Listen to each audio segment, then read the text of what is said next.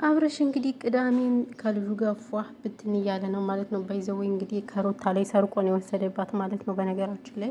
ምክንያቱም ልጁ ያለው ከእናቱ ጋር ነው፣ እሱ ደግሞ ከዚች ከአዲሱ ሚስቷ ጋር ናት ያለው ማለት ነው። ግን እኔ ወንድ ልጅ ማመን ግን ቀብሮ ነው። እውነት ለመናገር ወንዶች ስትባሉ እኮ ግን በጣም ከባዶች ናቸው። አስባችሁታል? ይህን የመሰለ ልጅ ራሱ ትቶ ራሱ ሌላ ሴት ጋር መሄዱ ራሱ በጣም ኃጢአት ነው። ልጁ ደግሞ በጣም ያምራል። ጥቁር ቢሆንም ያምራል። የምር ደግሞ እሱን ነው የሚመስል። አይታችሁታል? እሱን አይሄድ አይመጣ ጥቁረቱ ራሱ እሱን ነው የሚመስል። አብርሽ እንግዲህ በቶሎ ነው ልጅ የወለደ ማለት ነው። ያው ደስ ይላል በቶሎ ልጅ መውለዱ። ልጅ በልጅነት ነው ይባላል እና እንግዲህ በልጅነቱ እንግዲህ ዱባ አድርጓል ማለት ነው። ግን ያው ማፊ ፋይዳ ልጅ መውለድ ማፊ ፋይዳ ማሳደግ ነው ዋናው። ስለዚህ እንግዲህ ቅዳሜን ከልጁ ጋር እያሳለፈ ይገኛል ማለት ነው። ትናንትና በራሱ ቻናል መጥቶ ነበር። ዛሬ ደግሞ ከአባቱ ጋር እንግዲህ ልጁን እየያዘ መጥቷል ማለት ነው። ያው ደስ ይላል። ውዶቼ እንዴት ናችሁ? ደህና ናችሁ? በመጀመሪያ ግን ለዚህ ቻናል አዲስ ከሆናችሁ ሰብስክራይብ አድርጉ። ሰብስክራይብ ስለምታደርጉ እናመሰግናለን እያልኩ እንግዲህ እናማለን እንተማማለን። ዘሪቱም አለሚቱም አለን ከኩሽናው ማለት ነው። ለሀሜት ለትክክልማ ማን ይቀድመናል? እኛን እነ ትክክል አለን። አዎ እና ስለዚህ ፏ ብትን እያለ ነው ማለት ነው። ቅመሞችም እንመጣለን። ስለዚህ እነሱም አይጠፉም እኛም አለን ማለት ነው። እና ያው ይሄ ነው ያለው ነገር።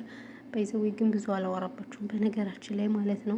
እና እንግዲህ ቅመሞችም ሄደን ከስደት ልክ እንደ አብርሽ ሄደን ወልደን ከብደን ለመቀመጥ ያብቃን ነው የምለው። አዎ እንግዲህ ከልጅ በላይ ደስታ መቼም የለም። እኛ ግን ቅመሞች ሁሌ ብር እያለን እና አሽቃባጮች።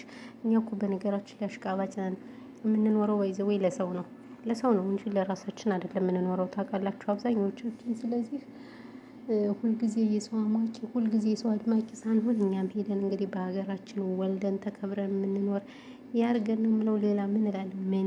ምንም አይደለም እውነት ለመናገር። ስለዚህ ያለው ነገር ይሄ ነው። ባይዘው እናንተ ሙቀት አለ ግን ቅመሞች በነገራችን ላይ እንዴት ነው? ወይ በስመአብ ወልድ በጣም ኃይለኛ ሙቀት አለ እኛ ጋር። የሚገርማችሁ ነገር ራሳችሁን እየጠበቃችሁ ውሃ ምናምን እየጠጣችሁ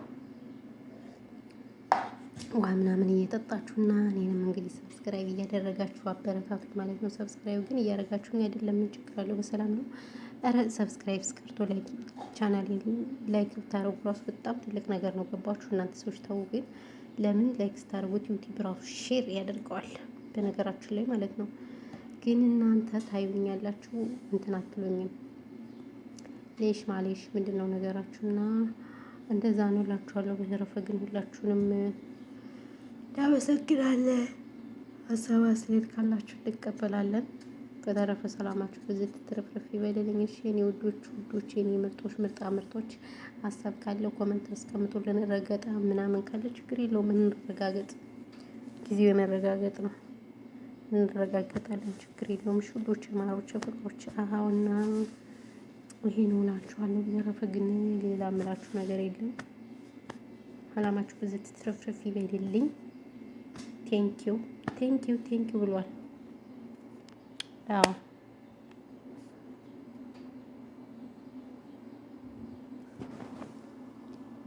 ሄደን ያለ